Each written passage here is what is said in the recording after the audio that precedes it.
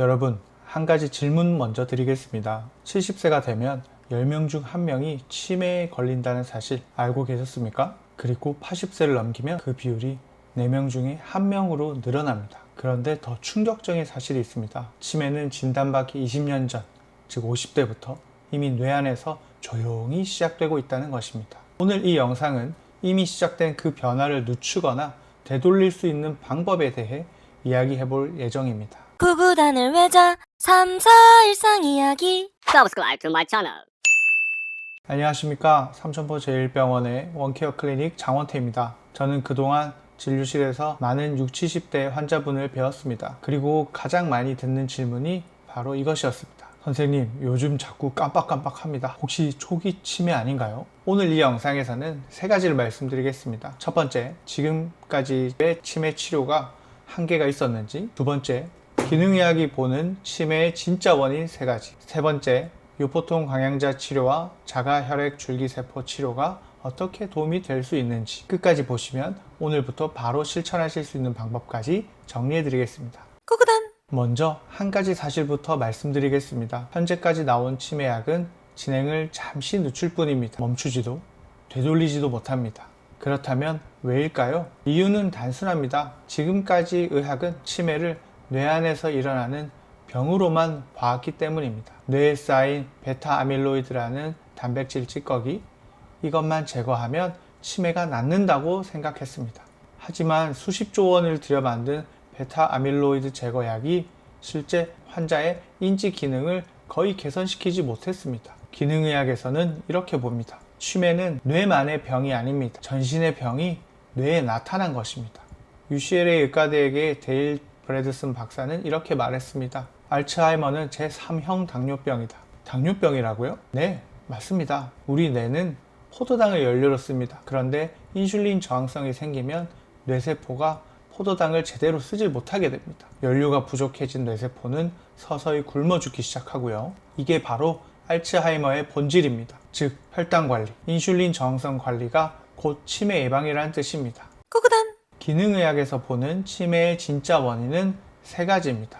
첫 번째, 만성염증입니다. 여러분, 잇몸이 안 좋으면 치매에 걸린다는 말 들어보셨어요? 실제 연구에서 잇몸 질환을 일으키는 세균이 알츠하이머 환자의 뇌에서 발견되었습니다. 장이 새는 장누수 증후군도 마찬가지입니다. 장에서 새어서 시작된 염증 물질들이 혈관을 타고 뇌까지 올라가 신경세포를 공격합니다. 두 번째는 혈액순환의 문제입니다. 뇌는 우리 몸 전체 산소의 20%를 혼자 사용합니다. 그런데 나이가 들면서 혈관 내벽에 콜레스테롤과 노폐물이 쌓이고 적혈구가 뻣뻣해지면서 모세혈관 끝까지 산소가 가지 못합니다. 이게 바로 혈관성 인지장애입니다. 한국 노인 치매의 30% 이상이 여기에 해당됩니다. 세 번째, 호모시스테인과 메틸레이션의 문제입니다. 이 용어가 조금 많이 생소하실 겁니다. 호모시스테인은 우리 몸에서 자연스럽게 만들어지는 물질인데 이 수치가 높으면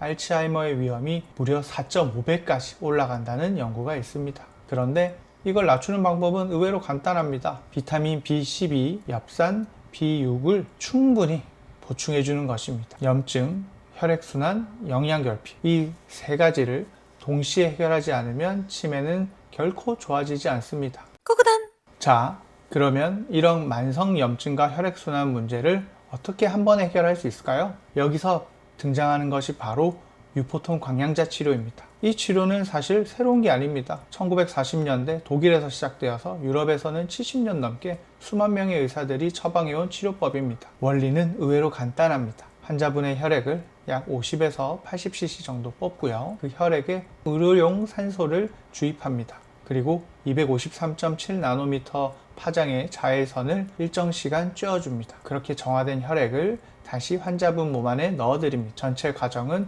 3, 40분이면 끝납니다. 그런데 이게 왜 뇌에 도움이 될까요? 3가지 이유가 있습니다. 첫 번째, 적혈구의 산소 운반 능력이 좋아집니다. 아까 제가 적혈구가 뻣뻣해진다 했잖아요. 그 뻣뻣해진 적혈구가 다시 탄력을 되찾아서 모세혈관 끝까지 산소를 배달합니다. 뇌혈류가 개선되는 거죠. 두 번째, 미토콘드리아가 활성화됩니다. 미토콘드리아는 우리 세포의 발전소입니다.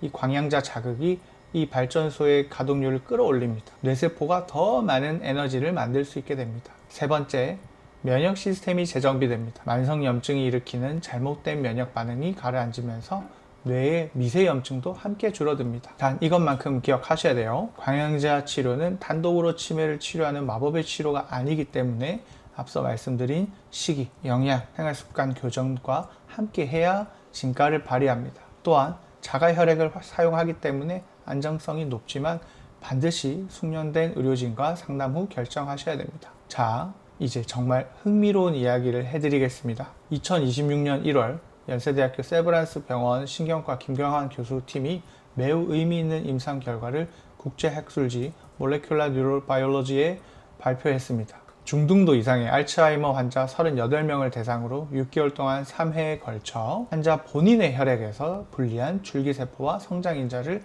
함께 투여했습니다. 결과는 어땠을까요? MMS의 인지기능 점수 평균 4.1점 향상. 보통 알츠하이머는 1년에 2에서 4점씩 떨어지는데 4.1점이 올랐습니다. 뇌 안에 베타 아밀로이드 침착이 감소, 뇌 포도당 대사가 약 15% 증가, 해마 위축 속도가 느려지는 양상 확인. 여러분, 이게 얼마나 놀라운 결과인지 가족 중에 치매 환자가 계셨던 분이라면 바로 아실 거예요. 기존 치매약으로는 단 한 번도 보여주지 못했던 수치입니다. 왜 환자 본인의 혈액일까요? 이유는 두 가지입니다. 첫 번째, 거부 반응이 없습니다. 다른 사람의 줄기세포는 면역 거부 반응이 생길 수 있지만 본인 혈액에서 뽑은 세포는 그럴 위험이 없습니다. 두 번째, 윤리적, 법적 문제가 없습니다. 배아 줄기세포처럼 복잡한 윤리 논쟁에서 자유롭습니다. 이 줄기세포는 우리 몸 안에 들어가서 신경염증을 가라앉히고 신경보호인자 등을 분비하며 손상된 부위로 이동해 회복을 돕습니다. 다시 한번 강조드려요. 이 치료는 아직 표준 치료로 자리 잡은 단계는 아니고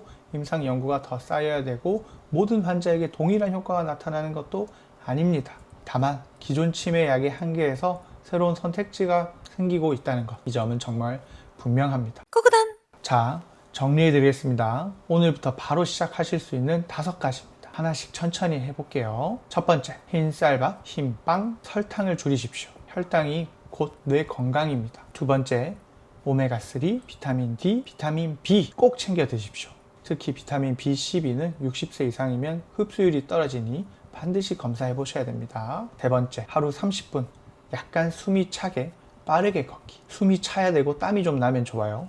운동만큼 강력한 치매 예방약은 아직 없습니다. 네 번째, 7시간 이상 충분히 주무십시오. 잠을 자는 동안 뇌의 노폐물이 청소됩니다. 잠이 부족하면 베타 아밀로이드가 쌓입니다. 다섯 번째, 1년에 한 번 호모시스테인, 인슐린, HSCRP, 비타민 D 검사를 꼭 받으십시오. 이게 가장 빠른 조기 발견 방법입니다. 치매는 어느 날 갑자기 찾아오는 병이 아닙니다. 수십 년에 걸쳐 천천히 진행되는 만큼 우리에게는 아직 충분한 시간이 있습니다. 꾸구단. 오늘 영상이 도움이 되셨다면 부모님이나 형제 자매분께 꼭 공유해 주십시오.